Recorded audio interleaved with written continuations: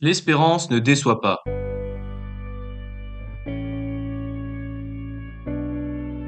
Aujourd'hui, nous allons parler du bousculement que le christianisme opère en s'implantant au sein de la société gréco-romaine. Concrètement, qu'apporte cette nouvelle religion au monde païen? Une véritable révolution spirituelle, une véritable révolution religieuse et enfin une véritable révolution éthique. Il transforme la vision de l'homme et de la société. En adhérant au message du Christ, ce n'est pas simplement un retentissement autour de la croyance qui a été impacté, mais bel et bien tout l'être humain dans son entièreté. Être chrétien, ce n'est pas réfléchir comme un païen, c'est aller à contre-courant des modes et des idées. C'est engager son corps, jusque dans sa constitution charnelle, pour l'orienter vers le bien. C'est aussi agir parce que l'on croit. L'amour vaincra, que le bien sera triomphateur, et que le mal n'aura pas son dernier mot. Le christianisme apparaît dans le monde antique, alors dominé par la culture gréco-romaine. Même si on parle de l'Empire romain, qui a pour langue officielle le latin, dans la partie orientale de l'Empire domine alors la culture grecque et donc la langue grecque. Le christianisme naît au Proche-Orient, donc dans le monde oriental, et impacte d'abord des communautés de langue grecque. Sans faire de détour historique, les Romains étaient aussi imprégnés de culture et de langue grecque. Aujourd'hui, la langue internationale est l'anglais. À l'époque de l'Antiquité romaine, bien que les Romains parlaient le latin, ils utilisaient couramment aussi le grec. Dans cette vision des choses, le salut public, dans cette culture gréco-romaine, passe avant tout par la communauté. L'individu en tant que tel n'existe pas. Le choix des ancêtres est par défaut le choix de l'individu. On est dans une famille avec une culture, une tradition et une religion, et on la garde. Nul ne peut changer sous peine de sanction, et ce, qu'on soit romain, grec, gaulois, égyptien, juif ou espagnol. C'est une mentalité qui est propre à l'Antiquité, dans une époque où l'individualisme ne se conçoit pas. Pour ceux qui connaissent l'œuvre de Platon, le procès de Socrate, ce dernier est condamné à mort parce que, par ses pensées, il mettait en péril les valeurs traditionnelles de la cité grecque d'Athènes. Donc c'est un bel exemple qui illustre mon propos. Les chrétiens, en se détachant ainsi du judaïsme, perdent de ce fait la protection civile et donc légale que l'État romain leur offrait. Par défaut, aux yeux de la loi romaine, leur religion est donc considérée comme illicite car elle ne s'appuie sur aucune tradition ancienne qui est respectable. Les Romains trouvaient d'ailleurs la croyance des Juifs un peu bizarre parce qu'elle était monothéiste. Mais pourquoi la respectaient-ils? Parce qu'elle s'appuyait sur une tradition ancienne bien avant les Romains, bien avant eux-mêmes en fait. Dans un second temps, à cette époque, il n'existe pas de différence entre le politique, le civil et le religieux. Tout est mélangé et l'un ne va pas sans l'autre. Dans les mentalités antiques, on ne conçoit pas une telle séparation. Bien au contraire, toutes les actions civiques sont imprégnées de religiosité. La particularité de ces religions antiques est qu'elles ne demandent pas tant de croire en leurs croyances, car il n'y a pas de dogme, ce ne sont pas des religions dogmatiques, comme l'est la religion chrétienne par exemple, mais elles demandent en revanche à leurs coreligionnaires de pratiquer les rituels. C'est la pratique qui prime plus que la croyance, parce que c'est elle qui fait vivre la culture civique et par conséquent la communauté. À l'inverse, chez les chrétiens, c'est la croyance qui prime. Dieu sauve si d'abord on croit en lui. En pensant cela, le christianisme change complètement la conception antique et désormais l'individu en tant que tel a le droit de choisir. Alors choisir entre guillemets, puisqu'en fait l'individu n'effectue pas tant un choix qu'il ne se conforme à une vérité révélée.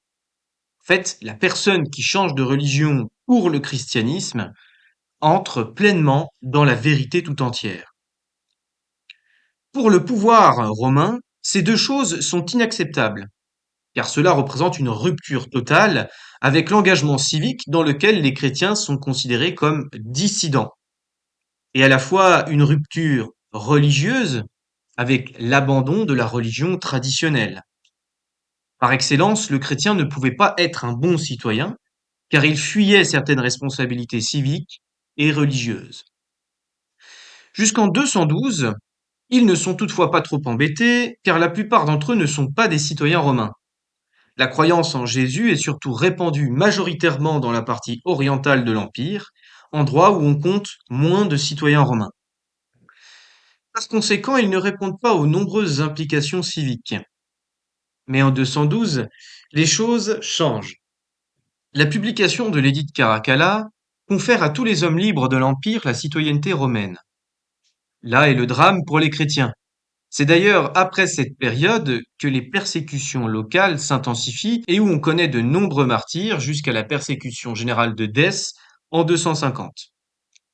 On peut citer le cas notamment de sainte Cécile pour avoir refusé de renier sa foi, sainte Agnès qui a refusé d'épouser un païen de force, saint Pontien, pape qui a été déporté dans les mines de Sardaigne, saint Hippolyte de Rome, ou alors encore saint Calixte, pape mort lors d'une émeute antichrétienne à Rome, et etc., etc. Outre ce fait, les chrétiens ont aussi changé la manière de prier et de voir le monde divin, le monde invisible. Dans les religions polythéistes, on ne nourrissait pas d'intériorité comme aujourd'hui, ou alors très peu. La relation qu'on avait avec les dieux était d'ordre contractuel, c'est-à-dire qu'on établissait un contrat, c'était un contrat oral, avec une ou des divinités en question pour une demande particulière, afin que la colère des dieux ne se déchaîne pas sur nous. On appelle ça la pax deorum, la paix des dieux en latin. Pour que les dieux laissent les hommes tranquilles, il fallait offrir des sacrifices, qu'ils soient sanglants ou non. Cultiver l'intériorité n'est pas dans les usages des croyances polythéistes, bien qu'il existait des réflexions philosophiques sur le cœur humain, sur l'âme. De plus, on croyait que les dieux habitaient un peu partout dans le monde. Les cieux étaient réservés aux dieux olympiens, c'est-à-dire les principaux dieux, les plus influents. La terre, où vivaient les hommes, était réservée à d'autres divinités. Et sous la terre, comme dans la mer, on trouvait aussi d'autres divinités encore, notamment ceux des enfers. Attention, ici, ce n'est pas dans le même sens que celui du christianisme, ce n'est pas l'enfer chrétien. On est donc dans une relation horizontale où la conception religieuse est de dire que les dieux sont parmi nous. Les chrétiens, quant à eux, vont bouleverser ce système de croyance.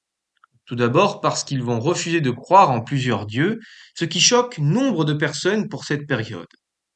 Ensuite, fidèles aux enseignements du Christ, ils vont le prier quotidiennement et parler de lui comme une personne toujours vivante. Ils vont donc entretenir une relation. Et c'est de là que vient le mot religion. C'est un mot latin qui signifie relation, et ce sont les chrétiens qui en ont presque inventé le mot et qui l'ont popularisé. En réalité, le mot a été inventé par Cicéron, ou alors il existait déjà sous Cicéron, en tout cas, mais les polythéistes ne l'utilisaient pas pour leurs propres croyances. Bien qu'ils en étaient conscients, ils utilisaient un autre mot. Ils parlaient plutôt de superstitio, qui en français, vous l'avez peut-être reconnu, a donné le mot superstition, et qui est d'ailleurs aujourd'hui dans notre langue un mot plutôt péjoratif. Hein, c'est avec la culture chrétienne qu'en fait ce mot latin est devenu péjoratif. Pour un chrétien, il s'agit donc d'entretenir une relation avec Dieu qui est au-dessus de nous. Il est tout-puissant. Il s'agit de l'aimer, de se laisser aimer et de le partager, d'être missionnaire en fait. On est donc dans une relation verticale qui apporte une notion de transcendance. Chez les païens, il n'y a pas cette vocation de missionner, d'évangéliser ou de faire connaître les dieux. On n'annonce pas. Ce n'est pas dans leur culture en fait. Autre point qui me semble important d'aborder, c'est la croyance en la vie éternelle. Le monde juif y croyait. Le monde païen n'y croit pas forcément, même s'il croit en l'âme. Les chrétiens ont prêché la vie après la mort selon la promesse de Jésus. Le mal est vaincu. Saint Paul dit dans la première épître aux Corinthiens, au chapitre 15, versets 55 à 57, Ô mort, où est ta victoire? Ô mort, où est ton aiguillon? L'aiguillon de la mort, c'est le péché, et ce qui donne force au péché, c'est la loi. Mais grâce soit rendue à Dieu qui nous donne la victoire par notre Seigneur Jésus-Christ. C'est la victoire de la vie sur la mort. Et cette notion a attiré de nombreuses personnes à la conversion, puisqu'elle a apporté quelque chose de presque nouveau, l'espérance. L'espérance est plus forte que l'espoir. L'un fait référence au long terme, tandis que l'autre fait référence au court terme. Les chrétiens vont parler alors de providence, tandis que les païens parlaient de destinée. Le destin fige l'avenir, qui est tout tracé. C'est une prison dans laquelle on ne peut rien changer. Aucune action humaine ne pourra changer notre avenir, puisque le destin est déjà écrit. Mais dans un sens chrétien, quand on parle de providence, celle-ci laisse une liberté d'agir sous l'égide de l'amour de Dieu. C'est-à-dire que chaque action seront effectuées en toute liberté et en fait, c'est un peu nous qui choisissons notre vie. Et Dieu décide de nous accompagner dans ce choix qui a été fait. Quand vous croyez à la providence plutôt qu'au destin, cela change complètement la vision de l'homme. Cela change complètement le mode d'agir. Et nous allons le voir par la suite au cours de ce podcast. Autre chose fondamentale à connaître concernant les premiers chrétiens, c'est l'amour fraternel qu'ils se portaient les uns envers les autres dans un monde qui leur était pourtant hostile. Jésus dit dans l'évangile de Jean, chapitre 13, versets 34 à 35, Je vous donne un commandement nouveau. Aimez-vous les uns les autres. Comme je vous ai aimé, vous aussi aimez-vous les uns les autres. À ceci, tous reconnaîtront que vous êtes mes disciples, si vous avez de l'amour les uns pour les autres. Tertullien, père de l'Église, dira pour l'occasion, Regardez comme ils s'aiment, en parlant des chrétiens, bien entendu. À cela, ils ont été donc plus qu'exemplaires. Lorsque venaient par exemple des périodes d'épidémie, la conception païenne était celle de penser qu'on ne pouvait rien y faire, parce que c'était la volonté des dieux. Comme ceux-ci sont plus forts que nous devons juste attendre que cela passe. Il y a donc ici une forme de passivité qui s'installe, mais pour les chrétiens, c'est tout autre. Il faut venir à l'aide du plus pauvre, parce que c'est ce que demande Jésus aussi. Il faut aller l'aider, il faut aller le soigner. Bref, il faut agir. Notre foi est donc celle de l'incarnation. Incarnation en latin signifie prendre chair. Dieu a pris chair, d'ailleurs. Dieu est venu nous visiter. Dieu est venu parmi nous partageant notre condition d'esclave, pour reprendre les mots de saint Paul. Notre foi est donc incarnée, notre foi est vivante, notre foi est concrète. Croire, c'est agir. Cela entre complètement dans une vision opposée à ce que pensent les gens de manière générale quand ils parlent de la religion chrétienne. Et cela a stupéfait complètement les sociétés païennes, où nombre d'entre eux se sont convertis grâce au courage des chrétiens, qui ont eu une mentalité tout à fait différente, toute nouvelle. C'est dans cette dynamique d'ailleurs que l'hôpital va être créé beaucoup plus tard. Tous ces changements, en passant par les apôtres, les persécutions et finalement la conversion de l'Empire romain, tout cela n'aurait pu être possible en fait sans l'action de l'Esprit Saint. Après la crucifixion du Christ vient sa résurrection. Le Christ apparaît pendant 40 jours à ses disciples pour leur transmettre ses derniers enseignements. Puis le dernier jour, il leur donne ce qu'il leur avait promis, l'Esprit Saint. Dans l'évangile de Jean chapitre 16 verset 13, il est dit, Quand il viendra, lui, l'esprit de vérité, il vous conduira dans la vérité tout entière. La chrétienté naissante n'est pas une œuvre uniquement humaine, mais bien providentielle, aidée par Dieu lui-même. Ils ont annoncé le saint nom de Jésus sans avoir d'armée. Je vais répéter cette phrase parce qu'elle me semble plus qu'importante. Ils ont annoncé le saint nom de Jésus sans avoir d'armée. Sans avoir d'armée. Ils ont vécu dans une société où les idées étaient en total désaccord avec la foi, mais ils n'ont pas renoncé à annoncer Jésus.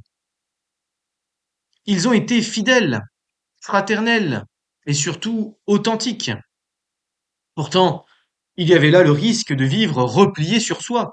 Et là, on peut faire référence à un courant religieux dérivé du christianisme qui a été considéré comme hérétique plus tard, le montanisme, de Montan, qui prônait une fuite de la civilisation, une fuite des villes, parce qu'en fait, elles étaient jugées beaucoup trop corrompues, impures, qu'il fallait fuir cette impudicité en tant que disciple du Christ. Et donc les villes n'étaient pas du tout un endroit où on pouvait épanouir sa foi. Donc le montanisme prenait un retrait total de la civilisation. Pourtant, pour le mouvement de la Grande Église, pour les chrétiens de manière générale, la réponse a été tout autre. Ce n'était pas la fuite, c'était aller en avant de l'adversité. Eh bien, que ceci est éclairant pour notre temps. Cette idée d'espérance a fait vivre le mouvement de la foi. Vivre dans le sens où tout ce que nous faisons, tout ce que nous vivons au quotidien n'est pas rendu vain car Dieu veille et travaille sans cesse. Et d'ailleurs, saint Paul dit dans sa première épître aux Corinthiens, au chapitre 3, versets 8 à 9, celui qui plante et celui qui arrose sont égaux, et chacun recevra son salaire selon son propre labeur. Car nous sommes collaborateurs de Dieu, et vous êtes le champ de Dieu, l'édifice de Dieu. En conclusion de cet épisode, nous avons vu que la foi en Jésus bouscule en fait la conception de l'homme. C'est toute la société qui va changer avec l'implantation du christianisme dans le monde romain. Aujourd'hui, hommes du XXIe siècle, nous faisons face à des nouveaux défis que ne connaissaient pas forcément les chrétiens de l'Antiquité, par exemple tous ceux liés à la technologie et à l'intelligence artificielle. Cependant, quand nous regardons l'Antiquité romaine, nous ne nous apercevons pas combien les chrétiens ont changé le cours des choses. C'est aussi pour cela que je réalise cette série de podcasts, pour rendre témoignage, grâce à l'histoire que j'utilise, pour réfléchir et raisonner. Dans le prochain épisode de la semaine prochaine, nous parlerons de cet héritage que nous ont légué les premiers chrétiens et qui est, pour l'heure d'aujourd'hui, très éclairant. Je n'invente rien, c'est d'ailleurs le propre de l'histoire, fouiller le passé afin d'éclairer le présent pour mieux préparer l'avenir.